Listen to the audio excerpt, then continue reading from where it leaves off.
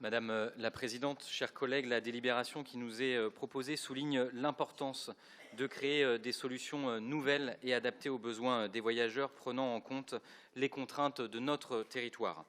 En effet, à l'échelle de l'agglomération, le temps nécessaire pour identifier le foncier disponible, lancer les études, effectuer d'éventuels changements dans le plume, réaliser les travaux est parfois long.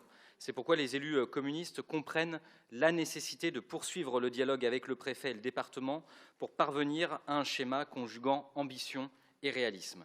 Nous sommes de ces élus convaincus que nous devons trouver des solutions concertées avec les représentants des gens du voyage afin de mettre fin au stationnement illicite devenu parfois la seule option face à l'absence de dispositifs adaptés ou leur vétusté. Notre objectif est clairement rappelé dans la délibération: garantir une offre de logements diversifiée et de qualité dans les 24 communes de la métropole.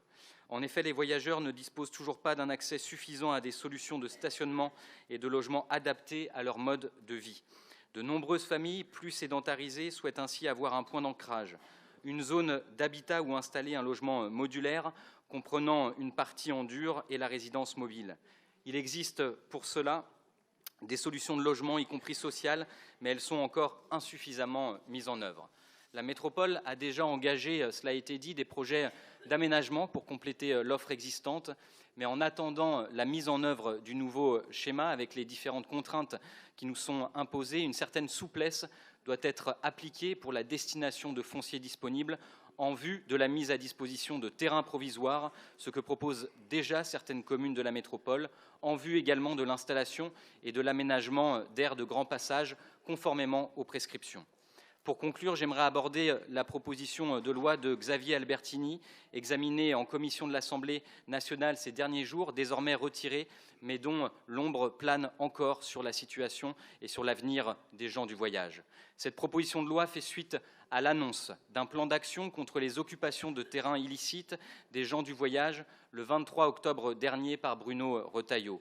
Elle propose une surenchère que nous jugeons répressive: augmentation des amendes, saisie des véhicules destinés à l'habitation, intervention des forces de l'ordre sans justification. Cette vision populiste, voire simpliste, pour résoudre les situations, oublie que 35 ans après la loi Besson, seuls 11 schémas départementaux sur 90 sont respectés.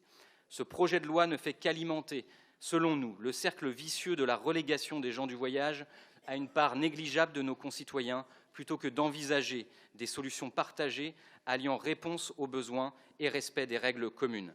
À rebours de cette proposition, la métropole et ses maires souhaitent donc dialoguer pour trouver des solutions malgré les contraintes. Nous approuvons donc l'esprit qui préside à la formalisation de cette délibération pour que demain, chacun de nos concitoyens, voyageurs ou non, puisse vivre en toute dignité et égalité dans notre République. Et permettez-moi en conclusion de souligner l'engagement sans faille des bénévoles, notamment de l'association départementale des gens du voyage citoyens de Loire-Atlantique, dont un certain nombre sont présents au sein de notre Assemblée cet après-midi, et notamment son président, M. Perron, et son secrétaire, M. Christophe Sauvé. Je vous remercie de votre attention.